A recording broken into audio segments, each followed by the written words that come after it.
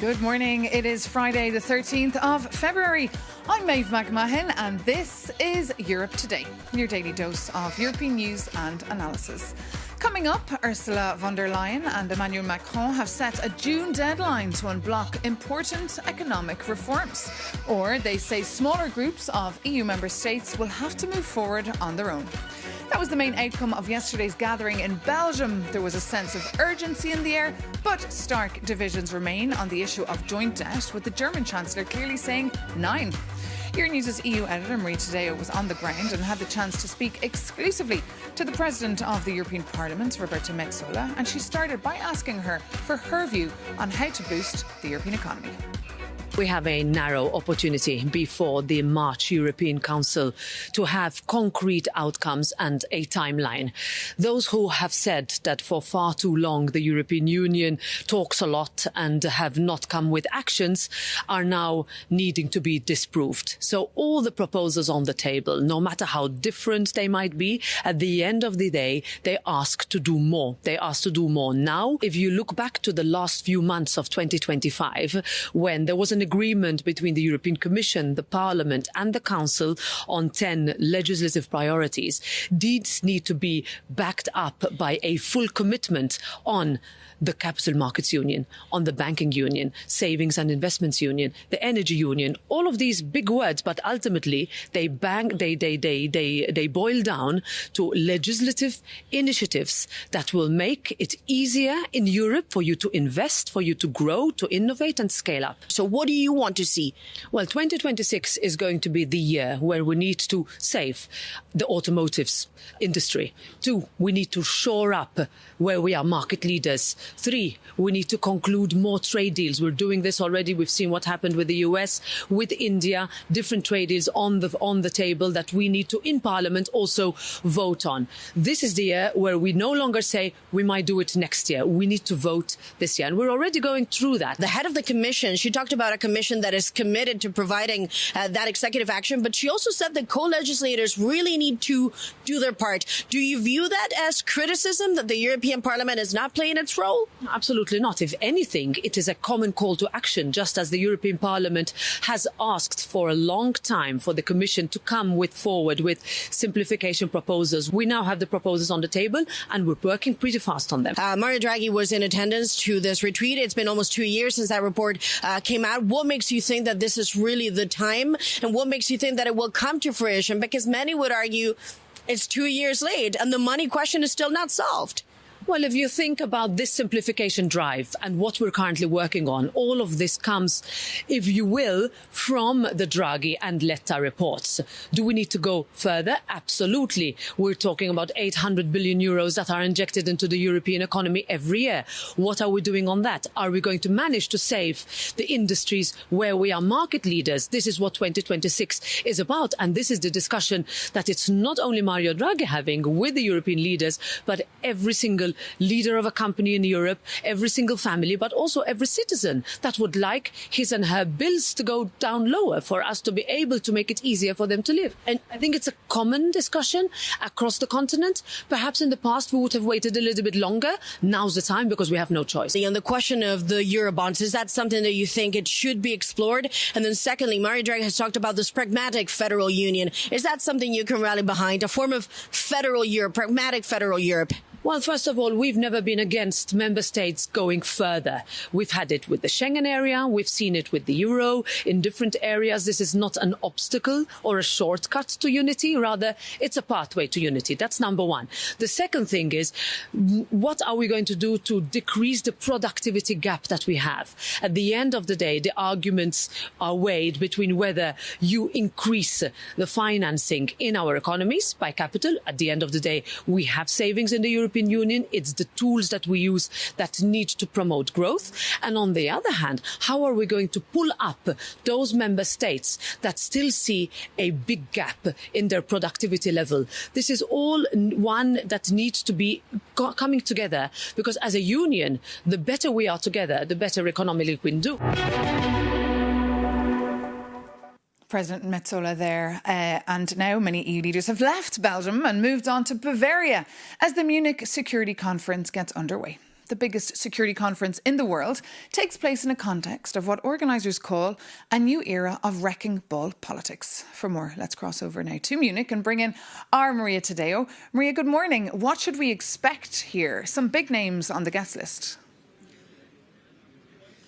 Well, yes, Maeve, good morning from Munich. Of course, the eyes of the world, to some extent, will be fixated on the city because of the names, the caliber of the speakers that participate. A U.S. delegation led by Marco Rubio, the Secretary of State, who's now become the sort of brains, but also the operator of U.S. foreign policy. President Zelensky will also address the Munich Security Conference. Remember, he has often used this tribune to really show the priorities for Ukraine, but also the needs for the country. He warned about a war that was coming. Then obviously the war broke out, and ever since he's used this conference to appeal for aid, for more weapons, but also now at this stage, it really is about the active negotiations that are taking place between the U.S., Russia, and Ukraine. Of course, we're expecting a number of bilateral meetings to take place between the Ukrainians and the U.S.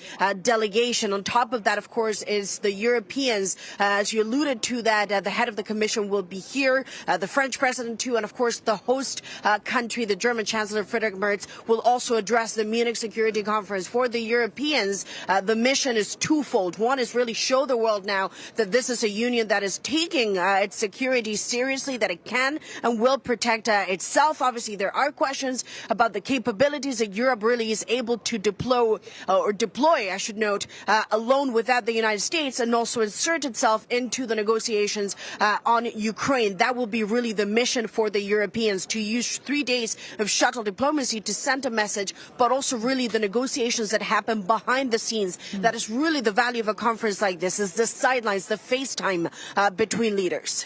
And just briefly, Maria, remember last year J.D. Vance gave a speech that shocked Europeans. Could we see more of that this year? Well, he did very much. And Maeve, just to give you an anecdote, a year ago I was here at the Munich Security Conference and I watched that speech by the U.S. Vice President next to a very senior European official who went, "Oh, wow, they hate us." And by hate us, it means the Europeans. At the time, remember, the U.S. Vice President said that the big threat for Europe is not coming external, it's coming from within, and alluded to climate, migration, censorship. Obviously, that signaled a rupture in policy between the two sides. This time around, he will not participate. It is Marco Rubio. Some believe this perhaps is a more diplomatic U.S. And we also should remember the response from the Europeans has changed. J.D. Vance got booed in Milan at the Winter Olympics. The U.S. delegation also was booed in Davos. So this could be, to some extent, a different, perhaps more polite Munich Security Conference. OK, Maria, today, and whatever happens, you will, of course, report it for us. Thank you so much for that live update. And as those talks get underway in Munich, with President Zelensky as one of the main guests, airstrikes have knocked out many electricity and heating supplies in Ukraine. Hajdar Labib, the EU Commissioner for Humanitarian Aid, has announced 1,000 more generators for hospitals, schools and houses amidst constant Russian missiles. Euronews' Shona Murray reports from Kyiv. Well, Maeve, we're outside these so-called invincibility points. This is places where you can go if your house has lost heat or electricity because it's been bombed. There are often children here. If you look at these high-rise apartments behind me, a lot of them don't have gas installations. So if the house is bombed or if you've lost electricity because the power plants, then you're in a really bad way. As far as this 4-year full-scale invasion has gone on, it appears that this is the worst winter ever, with temperatures plunging as low as -23 degrees. We were at a power plant that was completely destroyed by ballistic missiles, meaning that 500,000 people lost electricity and heat, and that included hospitals and schools.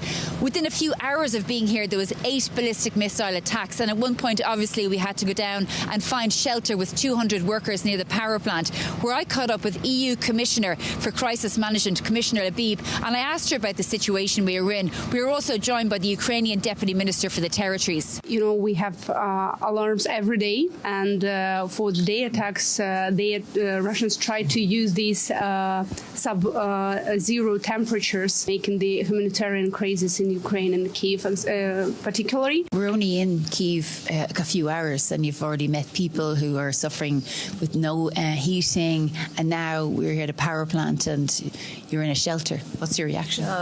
My reaction is that this kind of shelter saves lives, and thanks to this shelter, no one was killed, and it's the day. It happened day and night now, so it shows that this is the real battlefield.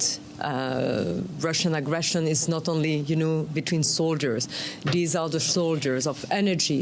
Do you think it's realistic, President Zelensky's demand that maybe there's some sort of partial membership of the EU by 2027? I mean, he's calling for a date. This is something that we need to consider because we need to move. Ukraine is part of the European Union family, and there are already candidates, and we need to move forwards. And we admire the efforts, because under the war they are able also to move, to reform their governance, their constitutions, their capacities, and I'm sure that we will be only stronger if Ukraine is part of the Union. I also caught up with Kyiv Mayor Vitaly Klitschko. I asked him a little bit about the situation that's ongoing in his city and also about EU membership. We have massive attack from Russian Federation, kamikaze drone, ballistic missile, cruise missiles, attack our critical infrastructure and let people freezing, living without heating, electricity, and we fighting to surviving. And this help, this electric generators what we receive right now is very helpful. Are you confident about the political negotiations that are ongoing at the moment? First of all, stop the war. Second, we need guarantee, because it can be short breaks for Russians, and also very important question about the future, because we, Ukraine, have to save our national interest and our main goal to be the part of European family, not the part of Russian Empire. Shona Murray reporting for us there. Well, the war in Ukraine has made an appearance at the Winter Olympics, with one Ukrainian skeleton racer banned from participating. And for more on that story, I'm joined now here in our studio by our Sasha Vakalina and the EU Commissioner for Sport, Glenn Mikallef. Good morning. Good morning. Welcome. Just, Sasha, first, bring us up to speed. What happened? Well, Zav was disqualified from the Olympics for using his helmet, and that happened even before his first run. During the trainings, he was using the helmet featuring the portraits. You can see it now on the screen, of the Ukrainian athletes who were killed since Russia's full-scale invasion of Ukraine. There are no political slogans on the helmet. There are no flags on the helmet, only the photos of the athletes. And this was the reason, apparently, for the International Olympic Committee to disqualify him. Let's listen to what he had to say after the decision. You can imagine I'm a professional athlete, and I spent hours of trainings every day for 4 years to be able to be here today to compete on Olympic Games. And I was disqualified, and I cannot understand even why. Commissioner Michalaf, you were there at the Games. What is your view here? We see dreams shattered. Well, let me just say, first of all, the Winter Olympic Games have been so far a fantastic celebration of sporting excellence, of fair competition, of friendship, and promoting peace. Now, when it comes to the organization and the regulation of sporting events, the autonomy of sporting federations and of associations to regulate these games is a fundamental pillar in sport. So it is for the International Olympic Committee, it is for the federations to set the rules and regulations for the competitions. Now, this is uncontested. What we're talking about here is messaging and messaging rules, particularly that come out of the Olympic Charter. Now, in this particular case, The rule is not directed at a particular country. These are rules to safeguard safety for athletes, but also fair competition. And I emphasize this point. I am sad to see that Vladislav and the situation could not be resolved before the competition. When you say messaging, what message does that say to Ukrainians? Well, let me just finish the point. I'm sad to see that the situation could not be resolved before the competition. I think in a way that would have allowed him to express himself and pay respect to the fallen heroes in Ukraine. Ukraine is going through a very tough time. We've just seen in the previous message the difficult situation that Ukraine is going through. But the decision by the IOC is one I respect. And I respect particularly the fact that Kirsty Coventry, the president of the International Olympic Committee, was speaking to Vladislav face-to-face, explaining the situation, trying to resolve the dispute through dialogue. I also admire the fact that she made an extraordinary, in the event of the extraordinary situation, made an appeal to the disciplinary committee also to revoke the accreditation and restore the accreditation. So it's not over yet? To Vladislav. And of course, I appeal for engagement and dialogue. Commissioner Glenn Micalleff and Sasha Vakalina, thank you so much for being with us here this morning. But now for something completely different. It is Valentine's Day this weekend, a day that some people love and some people hate. But it did get us thinking about the serious demographic crisis that the EU is facing.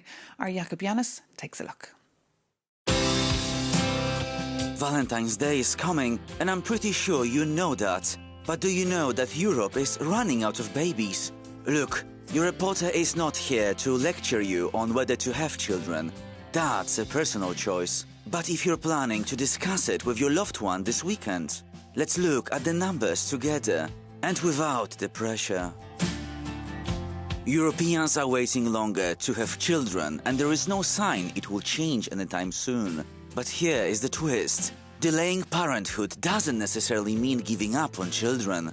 In fact, the EU countries where women wait the longest also happen to be the countries with higher fertility rates.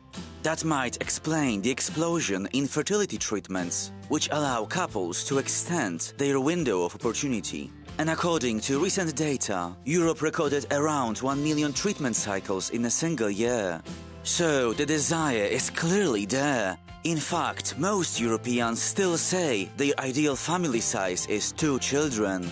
But sometimes they simply cannot afford it. Over a third of Hungarians cite financial limits as the main barrier to have children, while 30% of Italians blame job insecurity. But throwing state money at the problem doesn't always work. Despite massive pronatal public spending, births in Poland have almost halved since 1990. And as for Hungary, last year they saw the lowest number of babies born ever. And on the other side of the globe, South Korea is even more desperate. The government is paying new couples just to date. So if you are dating this weekend, with or without the intention to procreate, just remember, some countries would happily pay for your dinner. But hey, don't bring it up on the first date. It's kind of a mood killer. Jakob Yanis there. And finally, as we reported yesterday, it's just 2 months until Hungary's big elections. And incumbent Prime Minister Viktor Orban is running against the 44-year-old centre-right opposition leader Peter Magyar. Well, overnight, there's been some developments on that sex tape that we mentioned just yesterday. For more, our Hungarian correspondent Sándor is in the studio. Sándor, what's the latest? Yes, indeed. Yesterday, Peter Magyar, the opposition leader, admitted that the sex tape is real and he's on it with his former girlfriend, Evelyn Fogel. This happened 1.5 years ago when they visited a party in central Budapest in an apartment, and Peter Magyar said that they engaged in a consensual sex. And he said also that this was a honey trap. He has been lured into this.